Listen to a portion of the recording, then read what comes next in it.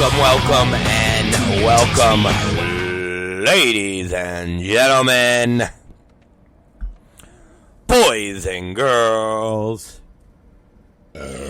children above the age of 18. It is I. Yes, it is I.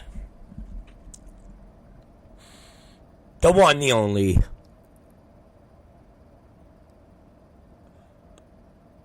Roberto Negro. Alright. You guys want to jump right into it? There's so many things to talk about. Like a little schoolgirl. There's so many things to talk about. And I'm not just talking about the XPW show. There's a lot to talk about. There's a lot of things I want to get off my chest. A lot of things to get off my chest.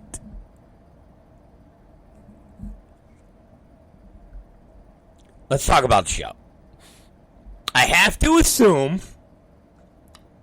that you give it a thumbs up. Now, we can nitpick until the cows come home.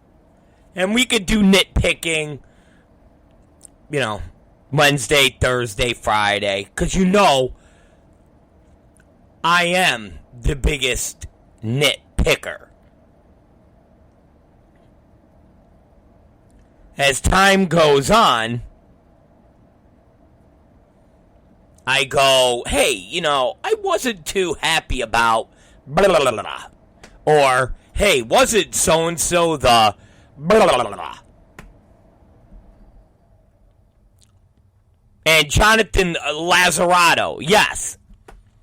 Not only are we going to talk about Schlack and Danzig,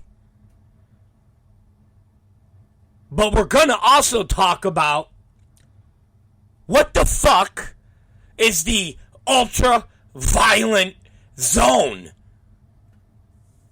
But let's get to that later. And I say that because, and I have to walk lightly, because I know Shannon, our resident PR girl, is involved. And I don't want to be too mean. But they either have her in the dark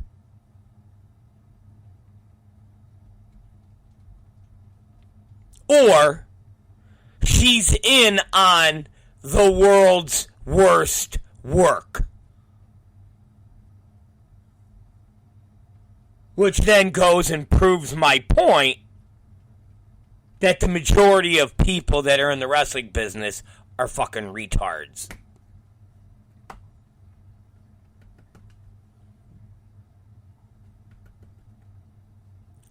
But let's get to that later. Let's talk about XPW.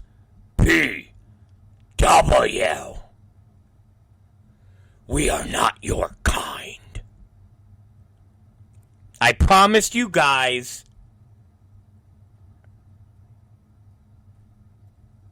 it would be, as the neckbeards would say, a banger. I promised you it would be a banger. It would be straight fire. It would deliver.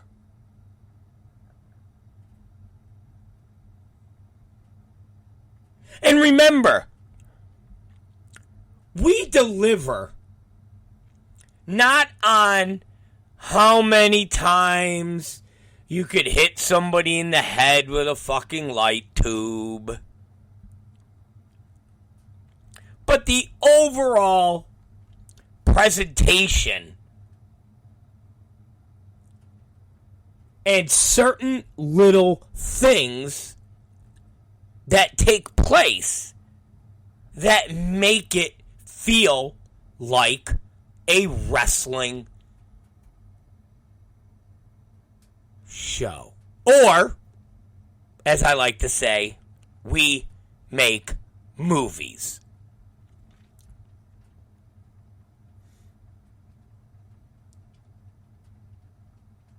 And that's what separates us apart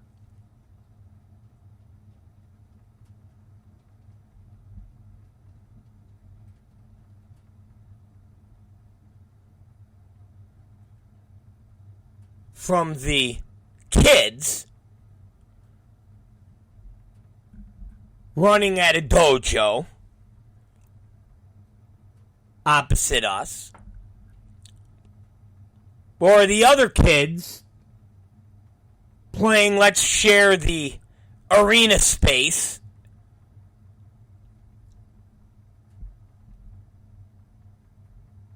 and the majority of the other companies that are in the sandbox with us. And let me break this down a little to you. And I said this to Mins, and I had this discussion with Schlack. And let me put it in context. And before you point out to the little kids and little boys on our roster,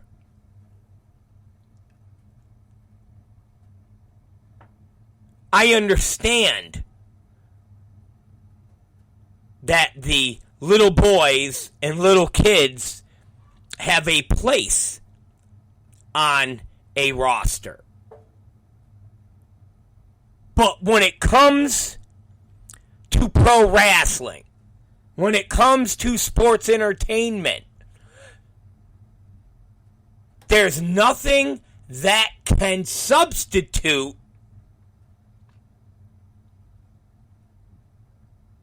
having grown ass fucking men as your motherfucking featured players. There's just something about watching grown ass men as your featured stars. And that's something that we do that separates us from the other companies. And when you put that together with all the other shit, you have an entertaining show.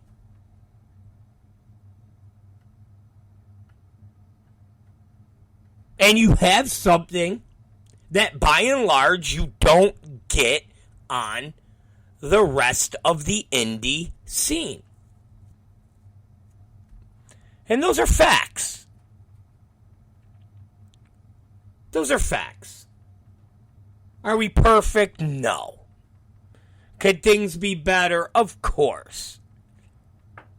But taken as a whole, putting us against all the other people that are in our sandbox, so to speak, we have the product that is set apart from the rest. So it's not just a bunch of extreme death metal or deathmatch shit.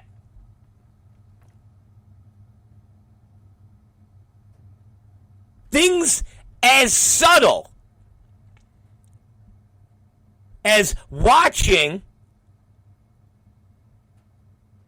Masada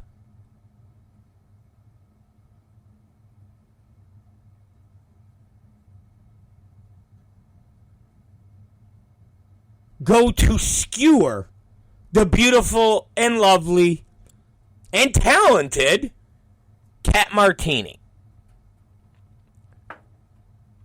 And I know for a fact, at least 70% of the people in that audience, and maybe 80% of the people at home, thought she was really going to get fucking skewered.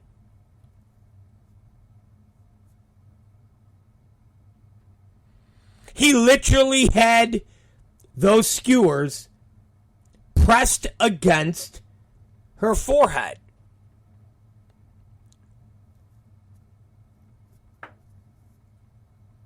That whole segment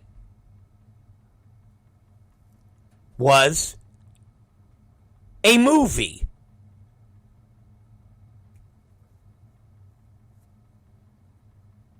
So it's not just smashing light tubes.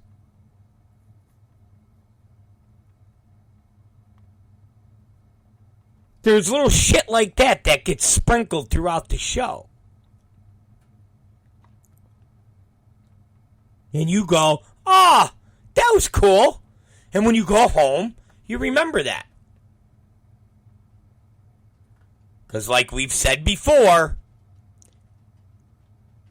every single one of us can go back in our library of fuckery and show a clip of two guys bashing each other in the head with fucking light tubes. It's the other shit that not all of us can go in our library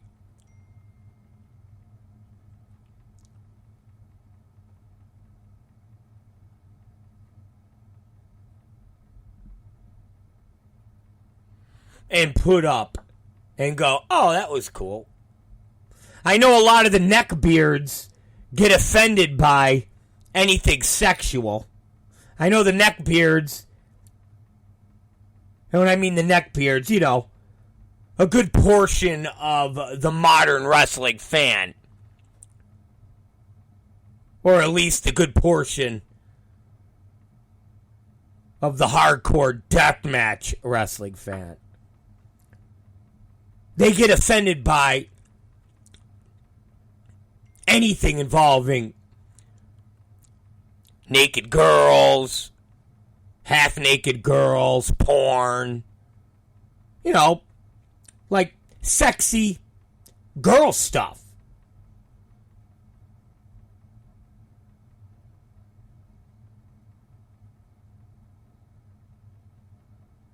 But I think we've seen enough Marco stunts and other little teeny tiny main roster flippy guys being thrown into the crowd or thrown into a group of wrestlers from a Shane Mercer from the apron to the floor. But I'm pretty sure not many people have seen an old gangbang record holder and porn queen tossed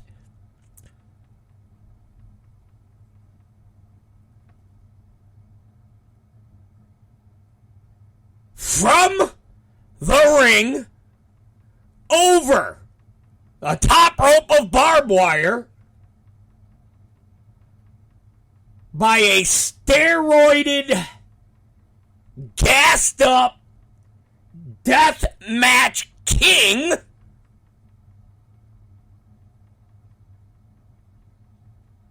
seven feet into the air on to a hillbilly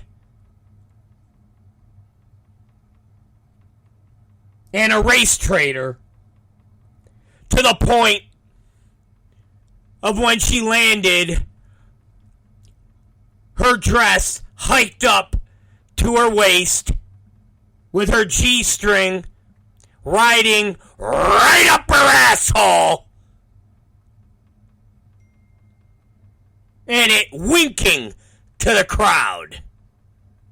That, my friends, is fucking entertainment for the whole goddamn family.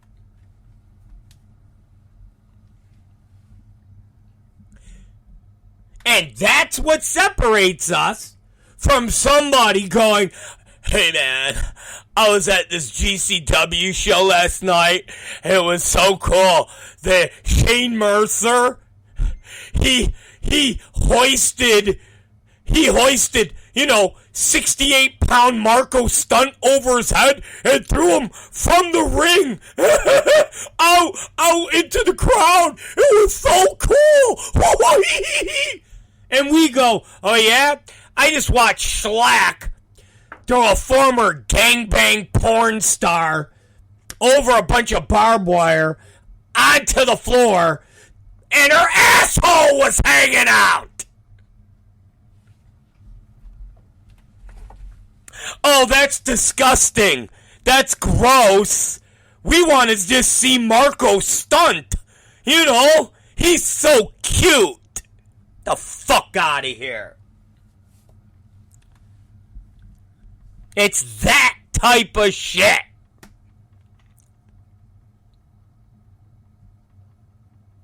That separates us. And mark my words, you will start seeing people emulating us.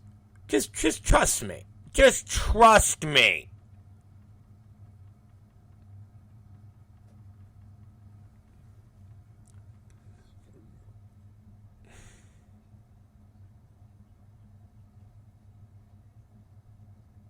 Just trust me on that.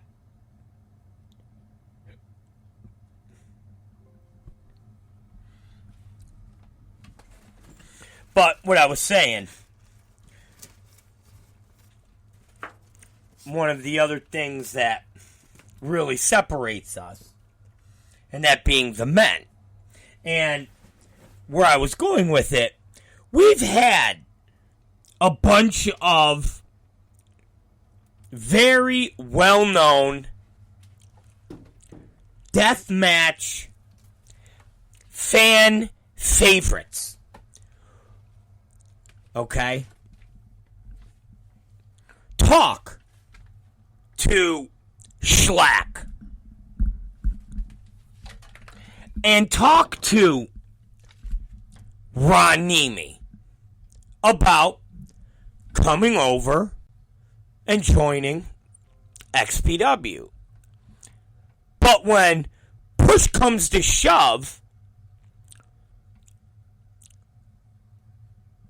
and it's time to actually pull the trigger and do it, they seem to chicken out at the last minute. And let me explain something. These guys, or these boys, bitch and moan about the company and or companies they work for like you wouldn't believe. One of these superstars literally will tell Ron Nemi all the secrets of this other company.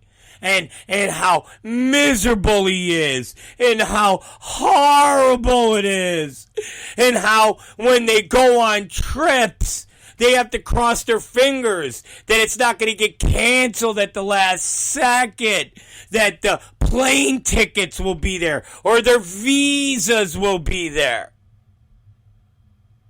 But yet, they go back to the same companies.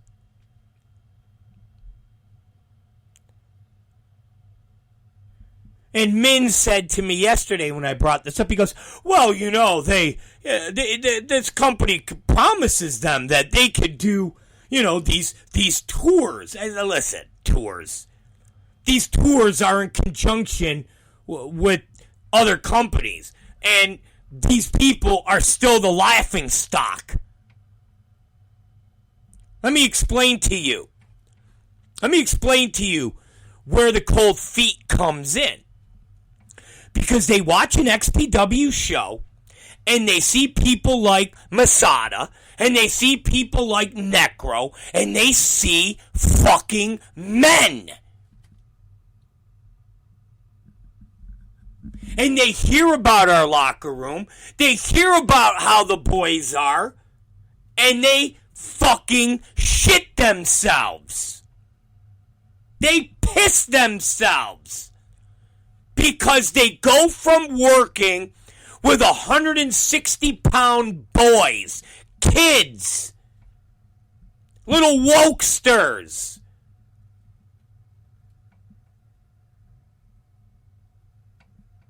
People pretending to be tough guys.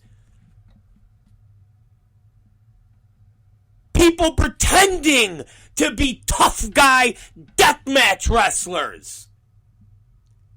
But when they come to XPW and they get thrown in the ring with Necro, they get punched in their fucking mouths.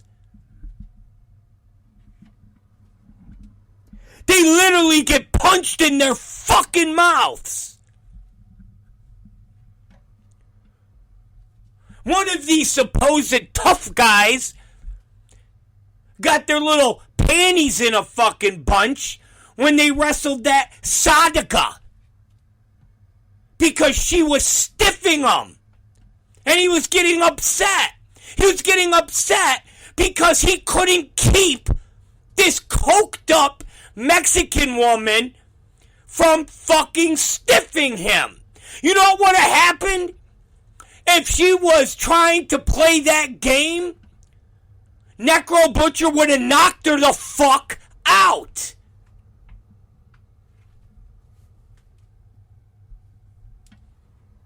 He would have said, "You're a deathmatch wrestler? You want to do intergender wrestling? You want to fucking shoot on me? Okay, no problem. I'm going to fucking shoot on you." And that's it.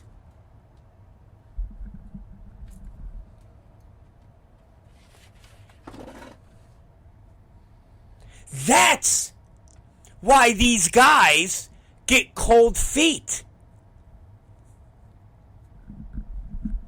You see that match? Listen. You look at fucking Masada against Tom Lattimore. You had two guys that looked like professional fucking wrestlers. You had one guy that was 6 foot fucking 2.5, and the other one that was almost 6'5". And they were laying their shit on each other.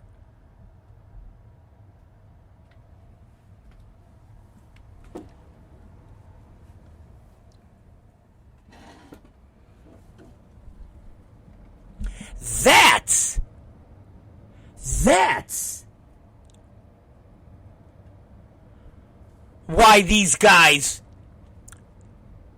get their little cold feet. That's why these guys, when they're in Japan hanging out with Schlack, and they're like, "Schlack, I'd really like to be part of XPW. I'd really like to come there. I really would." And then Schlack goes out of his way, puts his name on the line,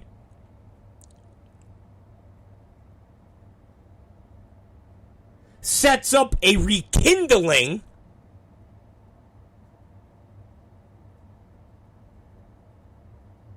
I then talk to one of these guys when they come back from Japan, and guess what happens? They get cold feet. Why did they get cold feet? Because they know this is no fucking GCW locker room. They know they get punched in the face, and they come to me and go, "Hey, Rob, can I talk to you for a minute?" "Yeah, what's up, bro?" "Hey, I just want to tell you, I kind of feel, maybe, Masada was a little stiff out there." "What? What, you fucking pussy? What'd you fucking say? What'd you say, you fucking pussy? Masada was too stiff with you? Big fucking Joe was too stiff for you? Necro was too stiff for you? Get the fuck out of here. Get the fuck out of our locker room, you fucking pussy."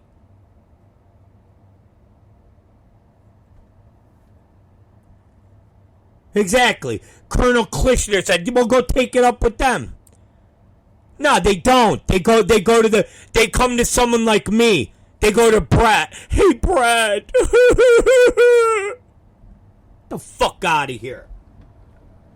It ain't about the cancel bullshit no more. It ain't about the fucking, XP, they do too much edgy stuff. It ain't about that no more.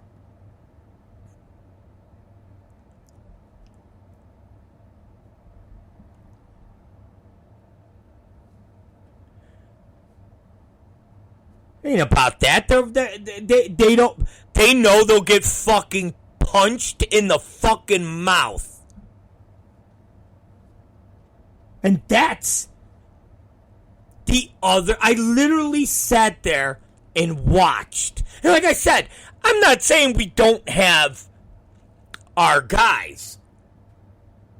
I'm not saying we don't have our 150, 160, 170 pound guys. I'm not saying that. There's a place for everybody. But your main stars, the guys that you put out front and center, the people, and I know, that's such an old school mentality. Well, you know what, fucker? The old school mentality is what has fed this business for 70 years. And you know what? It's that old school mentality that continues to feed the business. Because guess what? Roman Reigns isn't a tiny little guy.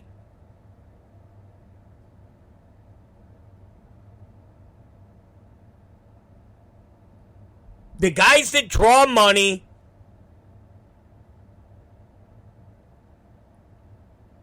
are not people that look like they just got off the food line.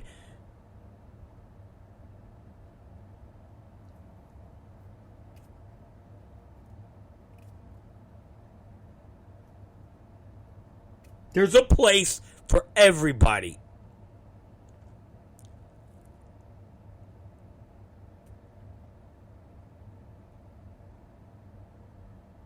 But when you introduce somebody to wrestling product, and that first foot you put forward, they shouldn't look like pee-wee football players in the 9th fucking grade. They should look like men.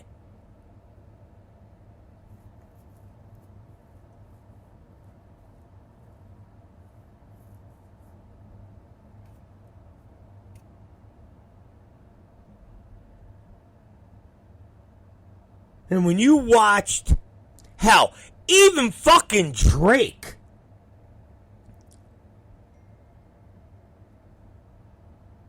Drake might not be 6'4", but the guy can fucking work.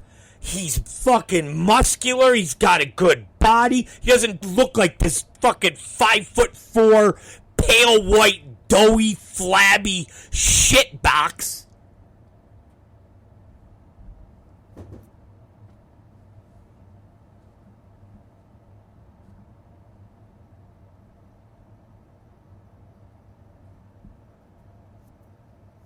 And that, my friends,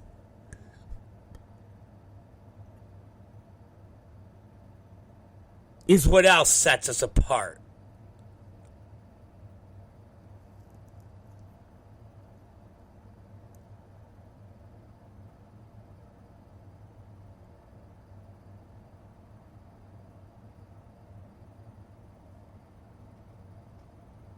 Now,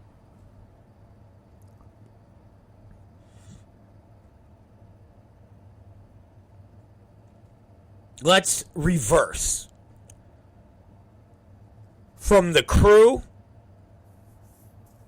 to everybody involved. This show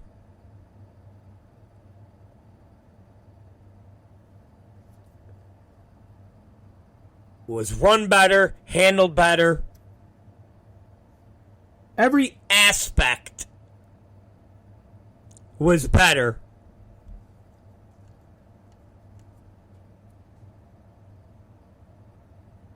tenfold than the last time, or I should say, the first time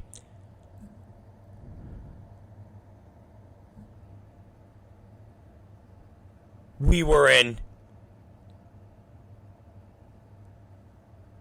Newark. And somebody said it online here. Let me do this. Here's the other thing, dude. Okay? You literally have got to have no self-worth. Literally.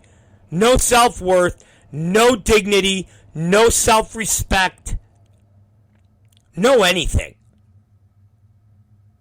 No soul, I can't even fathom what you are as a man.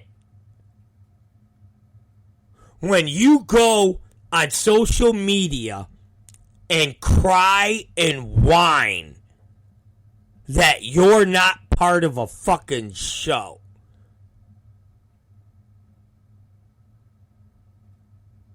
Who the fuck does that? Except somebody with no fucking self-respect, somebody that has no self-worth.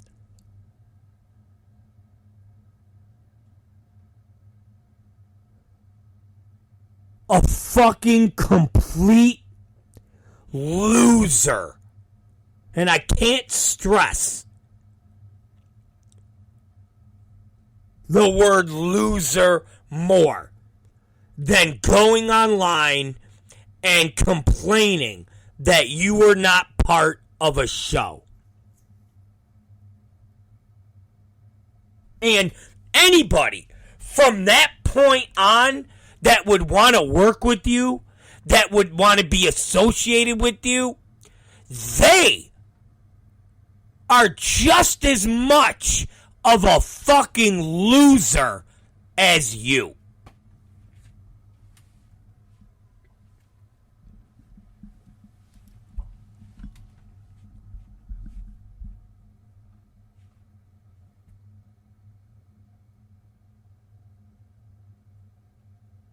End of story.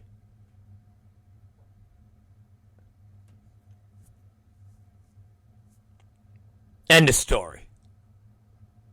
Now, normally, after the shows, I like to thank everybody.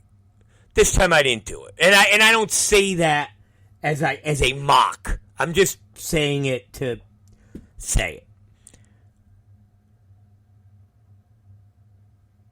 I figured I'd keep it for the air, for the 3 people that listen to the show. But night and day. Night and day. Night and day from this show to the original November show we did. Night and day. Every aspect of the behind the scenes. Here's the problem. Keeping that consistency. And I only say it in the sense of production-wise, the streaming aspect, my favorite instant replay, all of that was perfect. Byron told me this, what he goes, dude, it's fucking great. He goes, you could always tell when it's Moran or one of his fucking flunky jerk-offs. And I go, well, of course. I go, the problem is Moran is in such high demand that you have to battle other fucking assholes and cage fighters and bare-knuckle butt fuckers and every other asshole to get him for dates.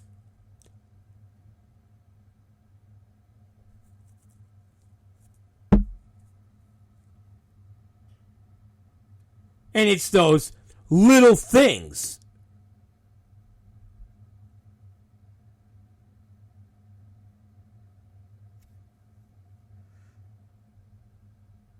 The setup. We were done 4 o'clock. It was like the first time we did that show, Mins had to have like, it was like we had to have it was almost like a practice run. But once we did it, and once the Mins knew every aspect of like, okay, we got to do this, and then, all right, we got to do this faster, or this, because the first show, we're 2 hours before doors open, and we're still not done with stuff. And he's like, all right, dude, we got 2 hours.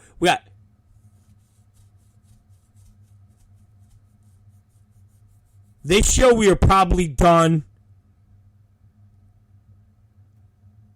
2 hours before.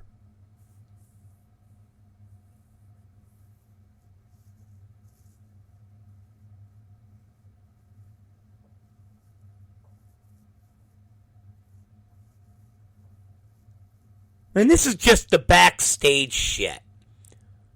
This is just stuff that some of you just don't know because you're not kind of privy to it.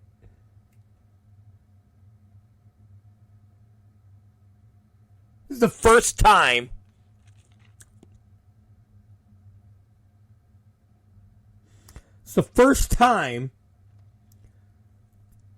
that I left a venue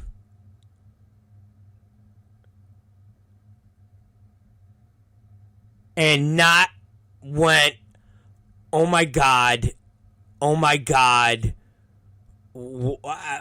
hope this is done, I hope that's done, I hope this is done, I hope that's, oh my God. The first time, I fucking kid you not, first time I was able to leave the venue, and I didn't do it. It's not something like, oh, let me go leave the venue and kick back at the hotel and, relax and have some fucking wine and crackers and shit. But we had to print out seating charts. And it's one of those things that I always say I'm going to do before the goddamn show. But this time, we let the ticket sales stay online longer. And I was able to print from the business center in the hotel. But I ran out of time in the morning, so I went back to do it. And we got done, and things were situated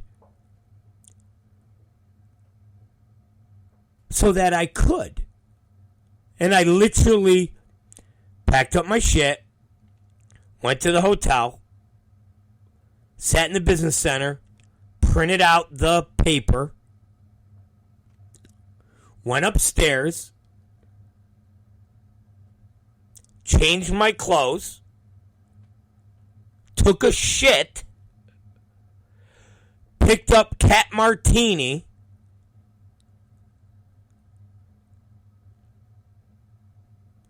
and a few wrestlers, loaded them in my car, and brought them to the venue.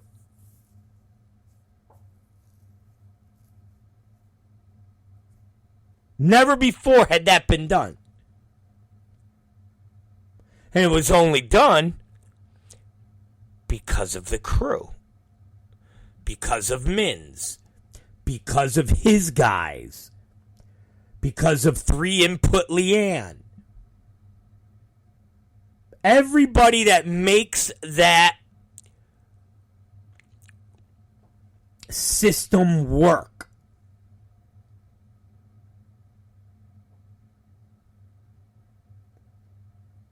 Never happened in November. It never happened in LA.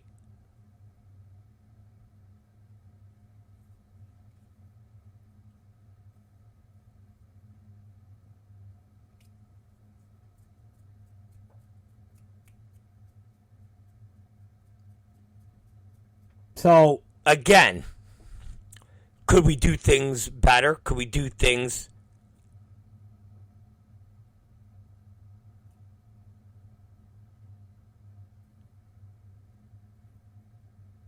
faster? Sure.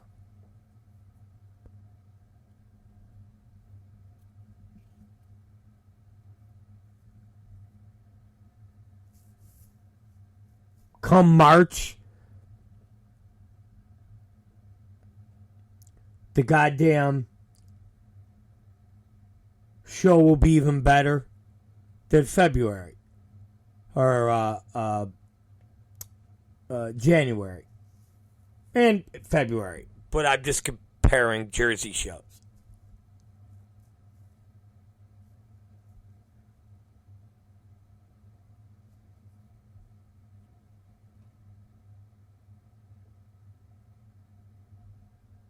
But I can't say enough about those guys.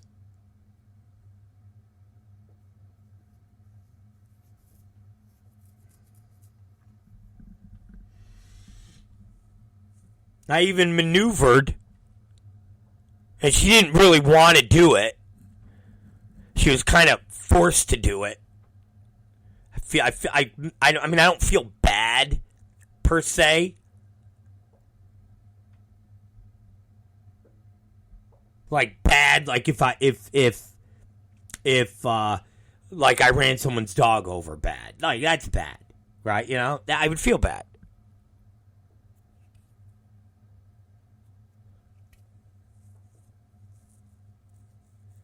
This is more like, oh, I, took the last pizza that you wanted. Yeah, I took that pizza. Oh, sorry. Like that. Like, well, I don't feel that bad.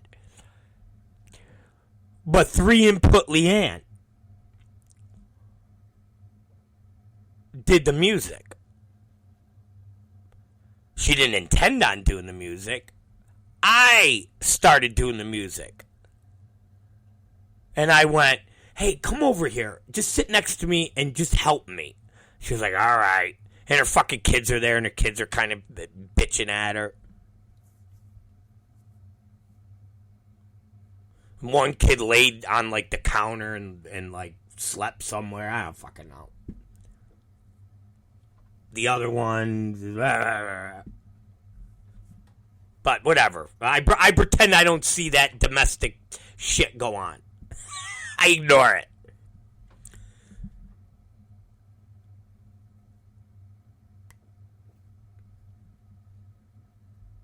And it went from, hey, I need you to just help me a little. Just help me. And then I like left. You're like, when and all of a sudden you kind of look around and you go, hey, where'd that person go? How did I get stuck doing this? What the fuck just happened?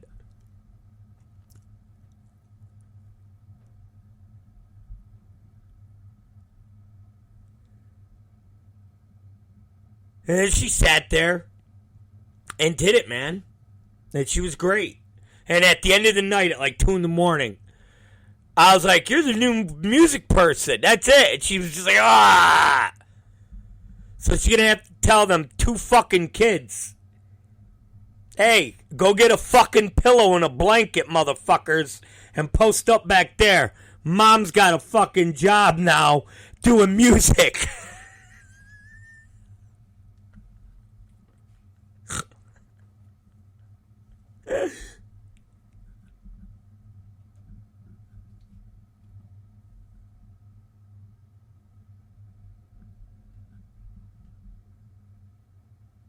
But this is the test of great people. I mean, it is. When you could take somebody, okay,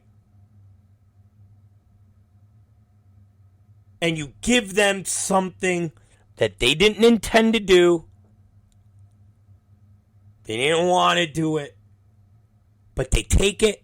They don't fucking complain. And they do a good job. That shows the character of a fucking person. And that shows their mental toughness. And it shows their greatness. Because 9 out of 10 times you do that to somebody, they fold. They fucking crack. They bitch. They complain. They whine. They go to the internet and fucking bitch and moan. Whatever.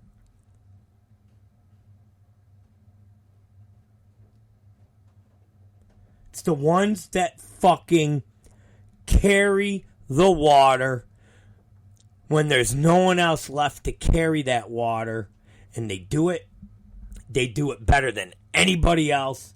They don't drop any of the water. They don't fucking complain.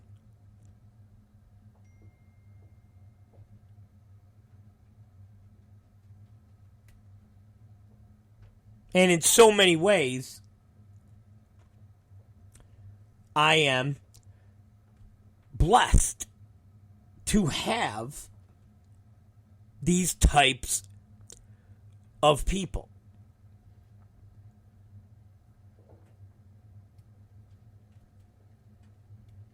And that trickles down to the boys and girls in the locker room. You know, I'll tell you a funny story. Quick funny story. So, those of you who watched the pay-per-view or who were there live saw that last spot that Sage was involved with. She nicked her head on one of the tubes and one of the boards. And the minute she did it, you knew she got fucked up. Because within, milliseconds, the blood started pouring down the side of her head.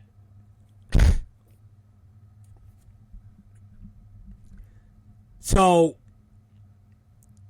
she gets the win. She comes back. And I know I'm lifting back the curtain, greet the wrestlers, for the most part. Every so I might miss one, because I'm running around going over stuff with people. But by and large, I try to at least greet all of them. Tell them what a good job they did. Shit like that. So she comes through the curtain, and I'm there. She looks at me, and she's got her hand touching her head, and she goes, I kind of feel something. Is it bad? Like, is it, like... And I look, and I see, this $50 size piece of skull hanging. Like, just a big flap. Just it's hanging.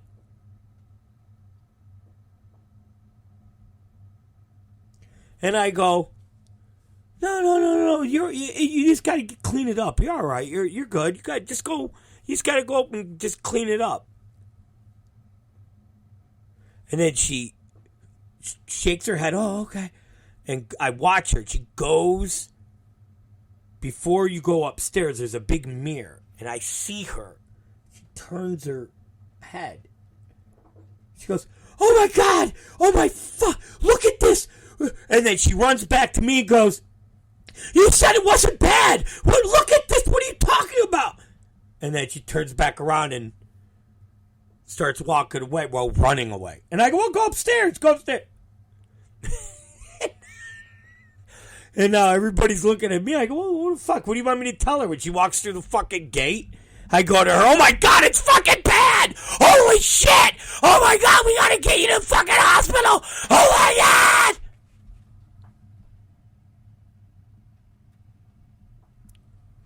So I was like, you're all right. It's all good.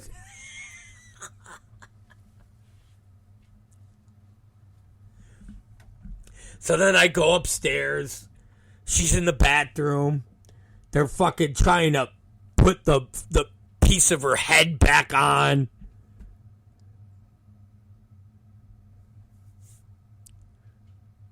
They're holding her hand. She's like, they're wrapping it. And I go, you're okay. She goes, you said it wasn't bad. I go, well, what the fuck you want me to tell you?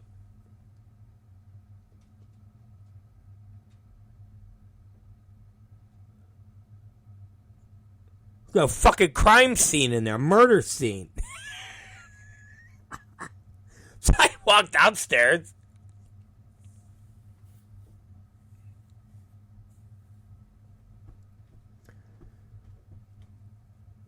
And when I saw her,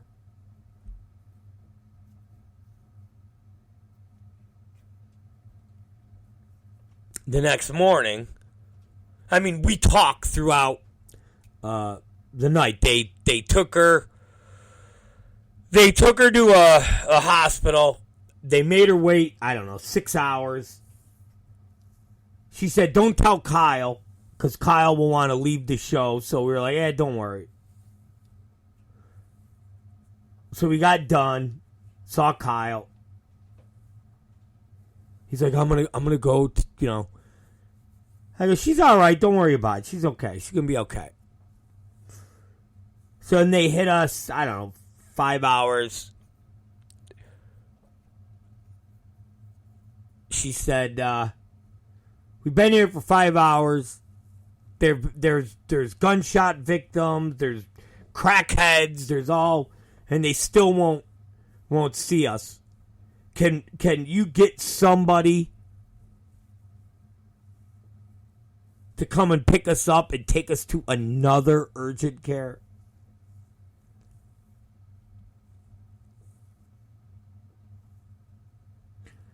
So I hit up the Mins. I said, Mins, you got to have one of the guys run over, pick her up from that hospital, and bring her to wherever the fuck they need to go to get this done. So the Mins had his guy.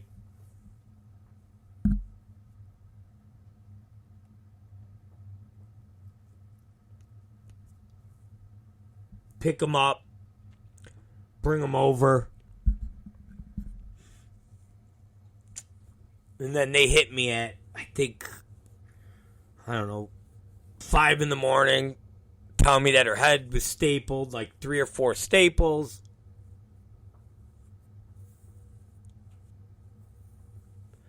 I was like, beautiful, you're good, you're all right.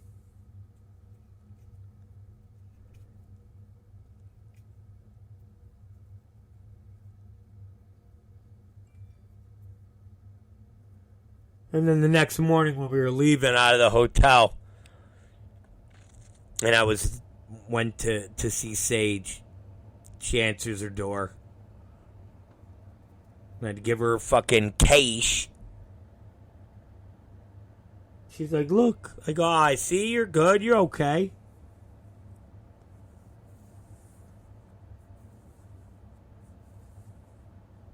I go, well, what did you want me to tell you? That it was bad? She goes, well, you could have at least said, hey, honey, maybe you should. I go, no, I fucking wasn't going to freak you out, but you're fine. And, let me throw this out there, and I'm going to cap this story before everybody's getting all emotional for poor Sage. I got all the pictures today from Slava. And you know what I find in the batch of pictures? Sage showing off her gashed open fucking head on the set in post pictures by the great Slava. So, I love Sage. But obviously, she wasn't fucking dying because she was able to take a pit stop and take fucking pictures.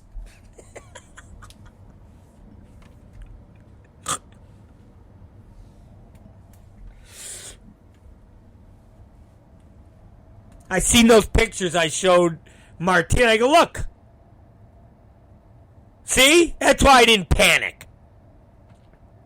Because obviously,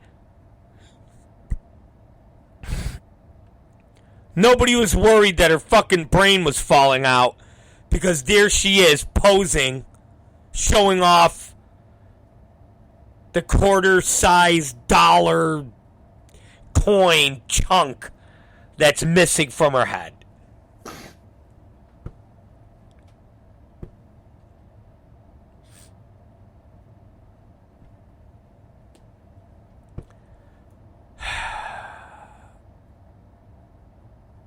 But yeah. Seemed like a lot of people kind of got dinged up a little more than they've had previously. Big Joe got pretty dinged up.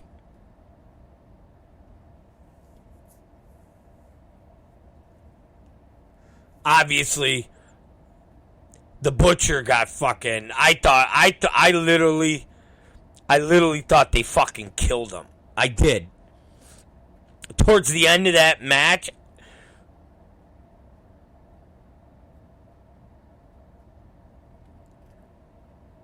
especially when Masada clobbered him with that fucking chair, I was like, they killed him. I go, this dude, when Schlack was like maximum bleeding, I go, this motherfucker is like gonna bleed to death in the middle of that fucking ring.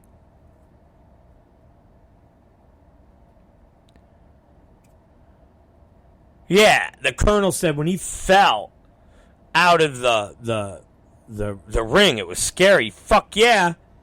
Especially when you heard that thud. I go, they killed him.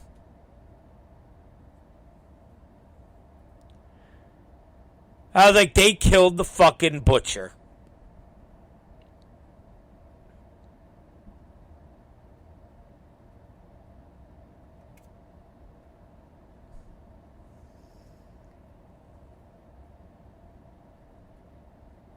I said, they killed that motherfucker.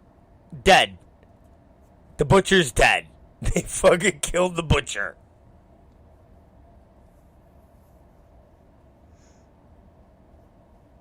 Now, let me do a little promoting here.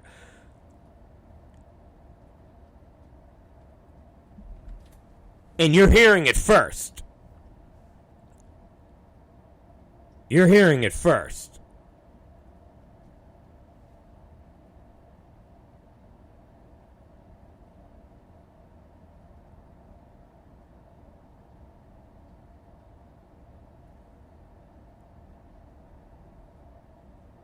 February.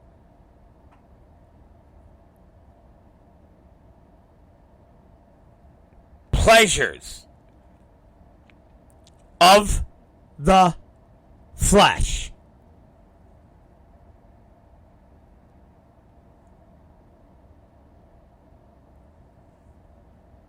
Necro Butcher, MAGA Butcher. He called them out. He called out the faces of death. XPW World Heavyweight Champion Masada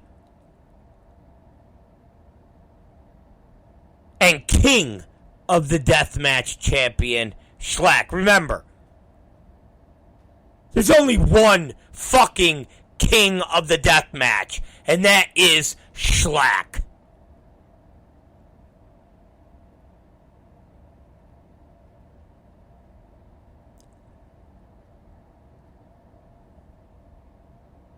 The faces of death will be reunited to face Necro Butcher a.k.a. MAGA Butcher.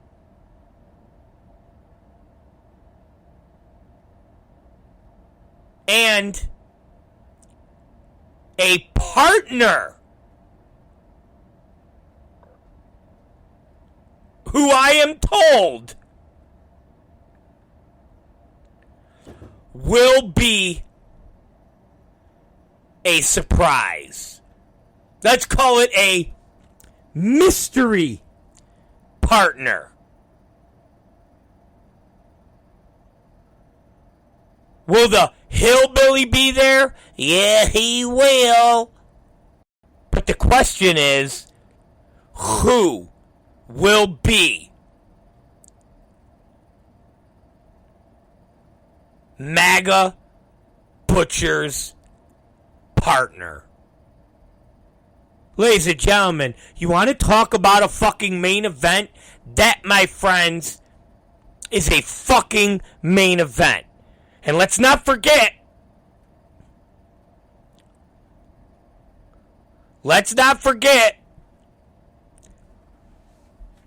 there's a whole bunch of young little boys that are about an hour away from us playing dress-up wrestler that night. And I guarantee you, whatever they're calling their main event ain't got shit on Masada and Shlak versus MAGA Butcher and a mystery partner. Ladies and gentlemen, you want to talk about fucking huge? It don't get bigger than that.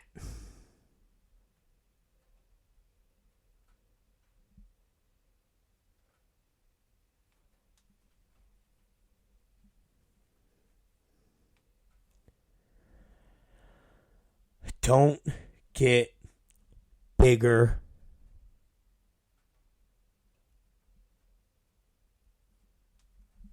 than that.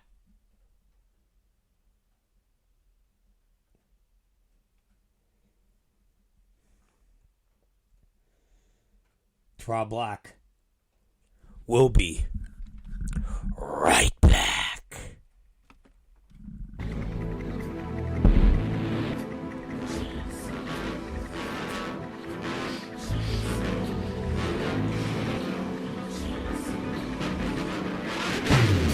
No chance, that's what you got. Up against a machine too strong. Pretty politicians buying souls for run-song puppets. Won't find their place in line. But tie a string around your finger now, boy, 'cause it's just a matter of time. 'Cause you've got no chance. No chance. All right, Jamie, you smart ass. No, it's not going to be Latimer. Okay? Let me tell you guys something, okay? Let me tell you fuckers something.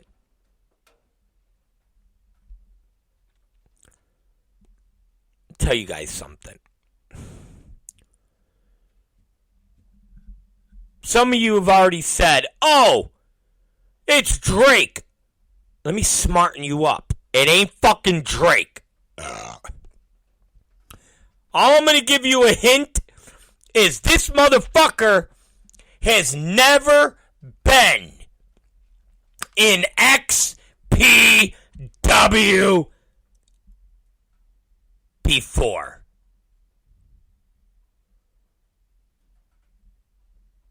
This motherfucker has never been in XPW before.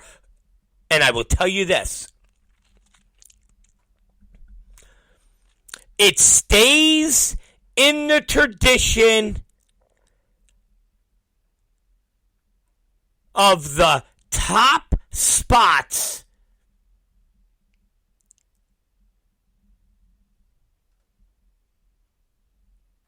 being filled with men. Not 145-pound, 5'4" boys. Men. And I might even throw out there, this person might have wrestled for a few of those companies before. And that's all I'm going to say about it. You're going to have to be there at Pleasures of the Flesh. See who Mega Butcher is bringing to face Shlak and Masada.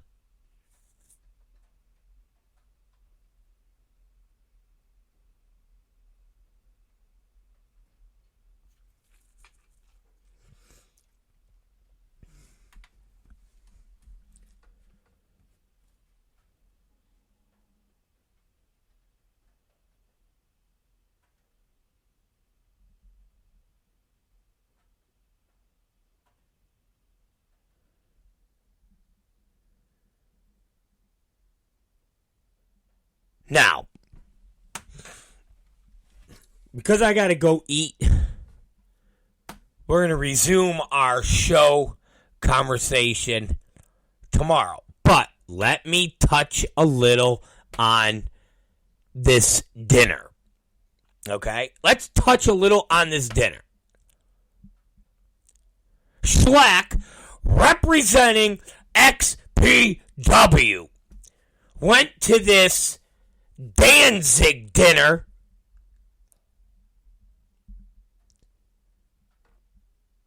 and he had to represent, because we got word that Danzig, for his return, wanted to face the very best. We were told Danzig wanted to face the best death match wrestler in the entire fucking business. That's what we were told. So Shlak hit me up. He said, you know what? What do you think if I go over there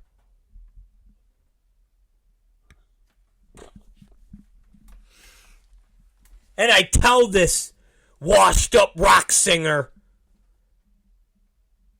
you got no chance. You got no chance in hell facing me. Not only am I the human fucking meat grinder,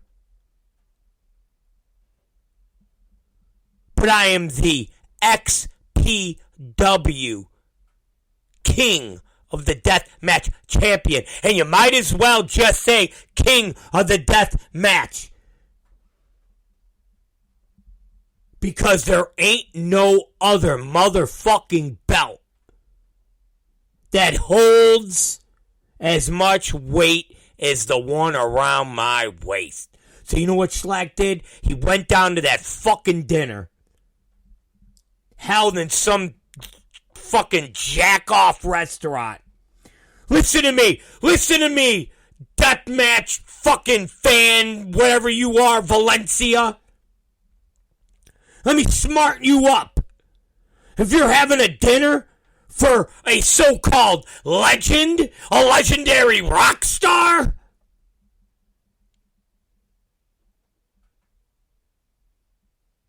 you don't hold it in some $10 entree diner. You hold it in a place like Ruth Chris. You hold it in a place like Sparks Steakhouse. But you know what, my friend? You can't hold it there. You know why? Because they don't let people like you and Danzig in there. They only let real men like me and Shlak in there.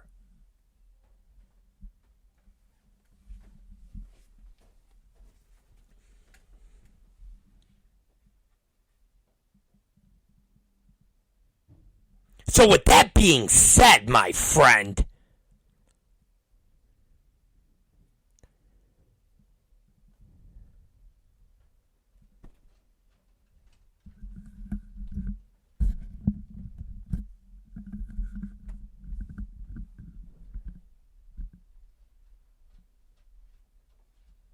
I'm being told the feed's out? The fuck out of here.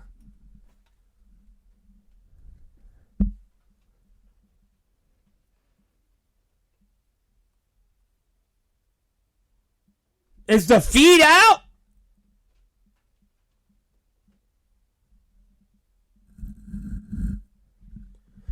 No. Colonel, are we on? Let me ask the most beautiful woman in the history. I'm off? I'm on. Then Mike Moran is a fucking retard. What? Come down here. He might not have realized that you went to a different. I didn't. No, but you had to re-sign back on. No, I didn't. I had to go back on Twitter and open up the one that you did because every time I refreshed, it would go back to the beginning of the episode. I'm eating veggies. I don't know. Well, I'm here. Well, I hear you fine, and if you listen, you can hear yourself from up there. Yeah, but I don't remember. I don't know. It didn't go anywhere. Well, Like 10 minutes ago. no, it didn't. I didn't see it do that.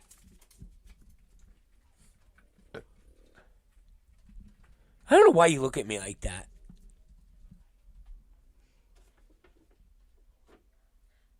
Like seriously, I don't know why. The Colonel Cushfinger, Colonel Dirty Finger, said, I'm on Spreaker. Yeah. What? You don't know what I'm talking about. For some reason, my Spreaker app is being stupid, so I can't get on my Spreaker app. So I had to go through Twitter to then go into the website per se, Okay.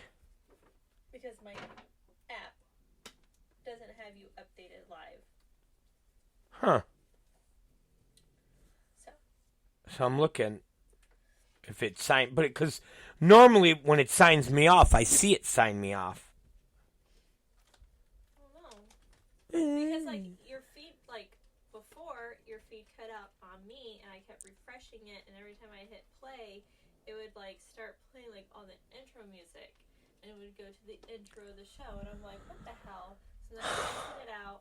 I went onto Twitter, went to your thing, and then it's 5 minutes ago, and then I played it. Oh, I see. The Mins said what you said, 2 feeds. So there's one feed at 1 hour. And their feed should be now 10 minutes. Yeah, 12 minutes. That's fucking weird. Well, that's streaming for you. Now you know how I feel. In a different way, but you know how I feel whenever my stuff all of a sudden is drop, connection drop, connection drop. But you know what I say to all that? Fuck it. Fuck it. Fuck it. Fuck it and go back to bed. Did you ever tell them about that guy? No. Oh my gosh. Fuck it, and then I go back to bed. If you have that day, just say fuck it, go home, go back to bed. And I was I was on a whole cool little rant. On Schlack. Yeah. It was like a cool hype up.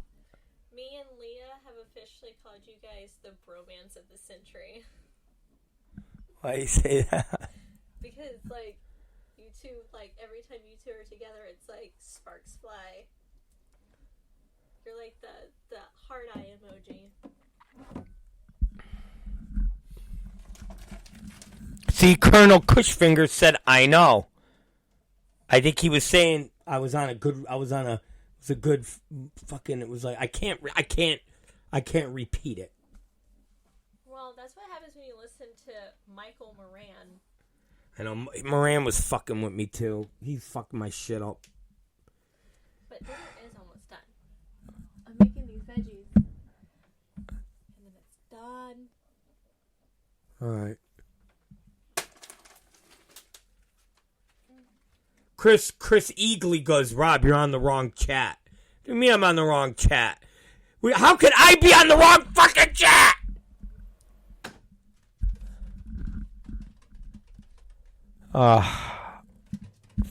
Fuck everybody, man. You guys are all bringing me down right now. A big down. Well, at least the bulk of the show. The bulk of the show.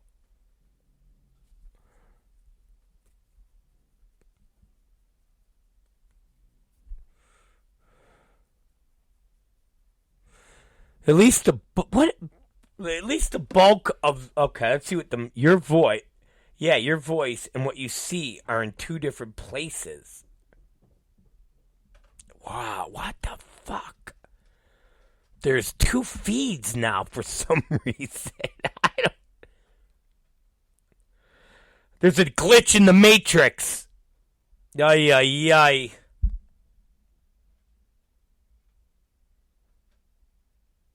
Oh, no.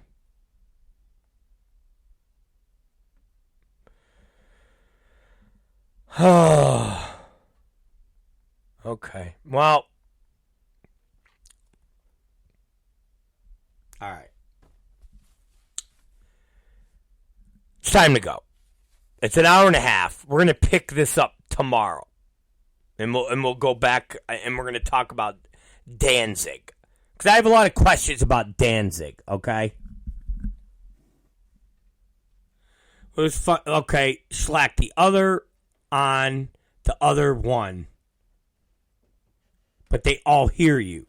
Rob, the feed split. Now, Schlack, the feed split. Half the people are on one, the other on the other one, but they all hear you. How did the feed split? Dude, this is a Matrix. This is you want to hear how it's a here? I'll tell you another funny Matrix story. Listen to me. But hey, Schlack, you gotta admit that was like a cool fucking hype up, wasn't that? And then we got fucking crushed. Then he got crushed by Michael Moran. This time it was him being the cooler. That was a great hype up. Fuck. All right. I'll tell you a quick, teeny tiny smidgen. Yeah, see, Schlack said, I know. I wanted to hear it. It was great. It was a big hype up.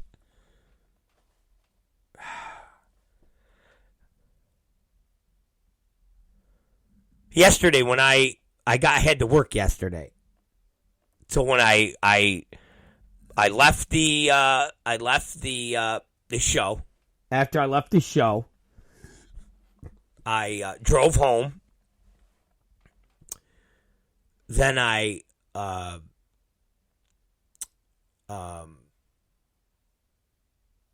dropped my cousin off. Had to go and work because Byron, when he works too many shifts, he starts to fucking have a nervous breakdown. So I then went in and worked. So then I ordered a pizza right towards the end when I close. So I call for the pizza. I do my normal routine, and they don't close until 11. Okay, I close at 10. I order at 10 to before 10. It's ringing.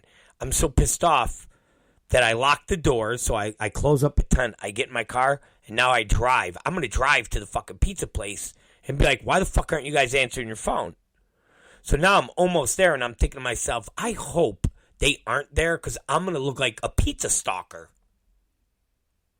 I pull up, and they're fucking closed. No sign on the door, no nothing. Hey, sorry, everybody, for the inconvenience. If I had to close early, I'd at least put a sign on the door. Sorry, everybody. Can't buy your fucking dildo tonight. Your fucking butt plug. Your dick pump. Your whippets. Whatever.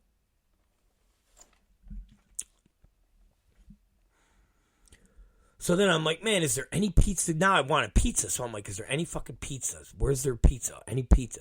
So I go pizza on Ridge Road, Webster. Fucking everything's closed. Pizza Hut closed. Mark's Pizzeria closed. Salvatore's closed. And all of a sudden I see Domino's. It's fucking Domino's.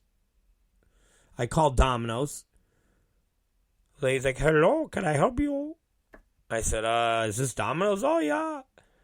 I was like, oh, I want fucking pizza. I go, is this on Ridge Road? No, this is the call center. I go, fucking Domino's call center. She goes, oh, yeah, everything is call center now. And then we cut the order into the... I go, what? Never heard of this. I said, okay. So they put the order in. I now drive to where this Domino's is supposed to be. I've never seen it before. I'm coming up on the Domino's. Be there. Yes, she will. Guy comes out from the back, young kid. Swear to Jesus Christ. He's about 6'6", and he looks like a monkey. He looks like he has he looks like a caveman. He has Cro-Magnon features, long hair. He's like, hey, dude. I was like, hey, what's up, dude? And he's like, yeah. And I go, you got order for Rob? He goes, Rob Z. He's like, you Rob Zombie? I'm like, no, it's Rob Zicari. He's like, hey, just joking, man. I was like, I didn't even know you guys were here. He's like, yeah, man, we just opened. I go, I never seen you. I go by here all the time, man. I go, Target's over there and shit. And he's like, yeah. And I'm thinking, holy shit, this is fucking not real, bro. This is the alternate, this is the simulation that I talk about. Where none of this is real. There's a bunch of fucking neckbeards playing a game, and we are the game. I'm like, they just fucking made Domino's here. They did all of this. This is crazy shit. So I'm like, all right, dude. I go, it goes through a call. He goes, yeah, everything goes through a call center now. I never heard of this before. I was like, so you can't call here locally and put an order in? He goes, nope. I was like, really? I was like, that just doesn't seem right. He's like, yeah. He's like, all right, dude, I'll see you later. And I'm just staring at him. He probably thought I was kind of like the body, because I just kept staring at him. But he looks like a Cro-Magnon monkey man so much that it was disturbing. So now I get the food, I put it in the car, and I leave. And I leave this dark, hole.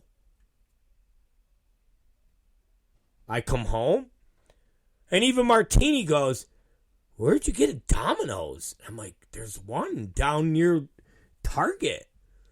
She's like, I've never seen that before. I'm like, exactly. And here we are, ladies and gentlemen. And what happens? I'm into a great promo.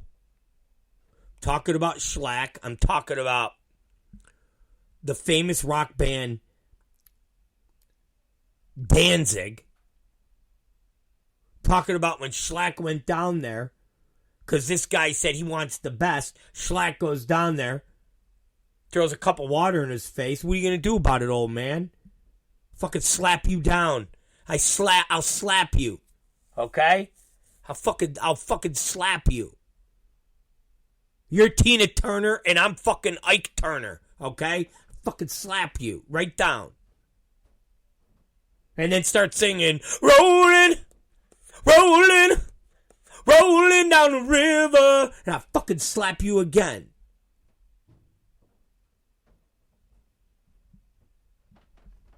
And what is something? What? You have two separate feeds going on. You have two separate feeds. Your show is being broadcasted. You know what that is? Those neckbeard video game cocksuckers up there. They forgot to eliminate this side of the simulation. They pushed the goddamn button. We started going into both. We started to mind meld. And now we had two feeds.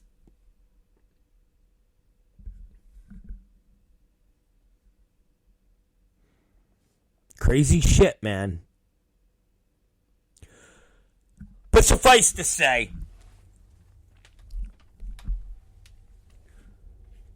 the rock band Danzig wants the best. And when that day comes, and that old motherfucker wants to step on the stage one more time, the human meat grinder is going to be there to slap him right in his fucking face. When that time is, we don't know. Hell, they don't even know what the fucking company is. They don't even know who owns their company. Is it CZW? No, it's not CZW. It's not DJ Hyde. DJ Hyde has no involvement.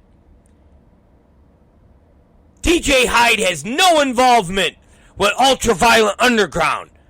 But Danzig, he doesn't own it. He's just helping them out. So who the fuck owns it? Who owns it? That's what I'm going to leave you guys with. And the fact that not one of you fucking jerk-offs have bothered to tweet that, message that, who fucking owns it then?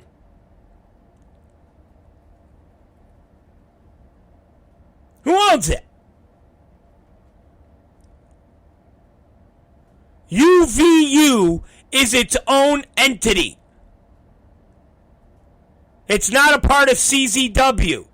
It's its own entity.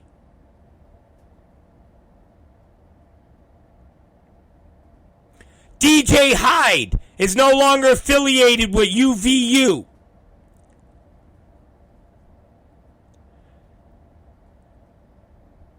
But Danzig does not own UVU. John fucking Danzig is not affiliated with CZW. Danzig is working with UVU to help create a more fun and enjoyable product. Then who fucking owns it?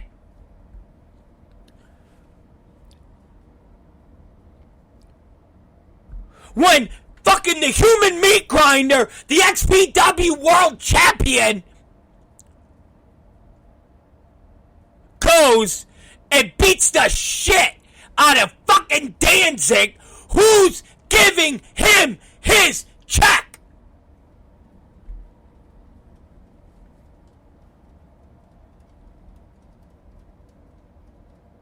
Who's giving him his check?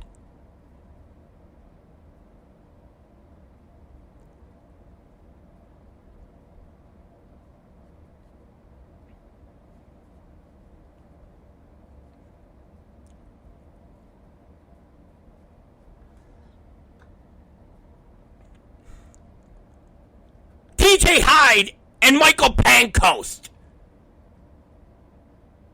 We're doing UVU. They're no longer doing it. DJ Hyde and CZW are not doing it. So then, does Michael Pancoast own UVU? Who fucking owns it?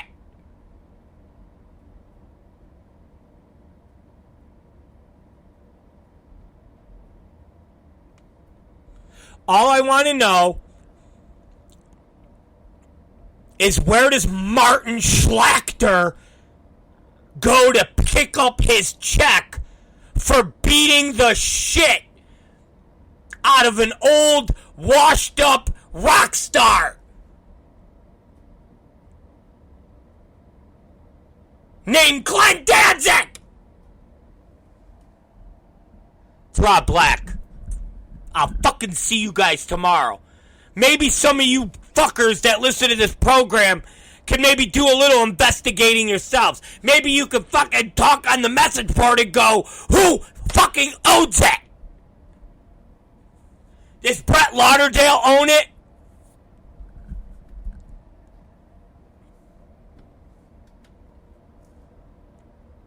Is that who owns it?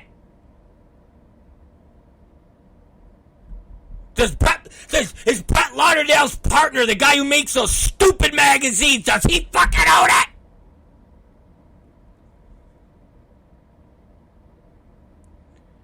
I want to know who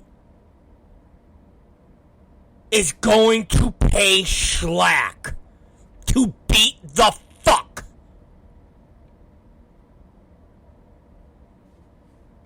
out of Danzig. And let me tell you something, Danzig, and your little buddies who put on your fucking meet and greet.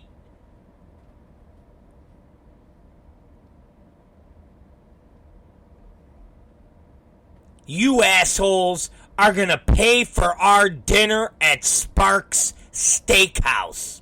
They won't let you scumbags in,